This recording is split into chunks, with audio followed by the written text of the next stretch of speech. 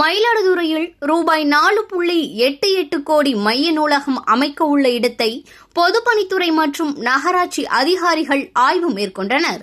தமிழகத்தின் 38வது மாவட்டமாக மயிலாடுதுறை மாவட்டம் உருவாக்கப்பட்டு செயல்பட்டு வருகிறது. இந்நிலையில் புதிய மாவட்டத்துக்கான மைய நூலகத்தை அமைக்க கோரிக்கை எழுந்தது. இதையடுத்து மயிலாடுதுறையில் ரூபாய் 6 கோடியில் நூலகம் அமைப்பது குறித்து 2022ஆம் ஆண்டு தமிழக அரசு அறிவிப்பு வெளியிட்டது.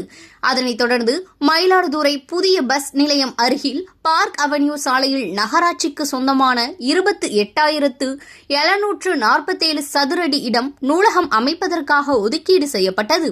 தொடர்ந்து கலைஞர் மேம்பாட்டு நிதியிலிருந்து ரூபாய் 4.88 கோடி ஒதுக்கீடு செய்யப்பட்டு 14,423 சதுர அடி பரப்பளவில் தரைத்தளத்துடன் 3 அடுக்குமாடி கட்டடத்துடன் கூடிய அனைத்து வசதிகளுடன் நவீன நூலகம் கட்டப்பட உள்ளது.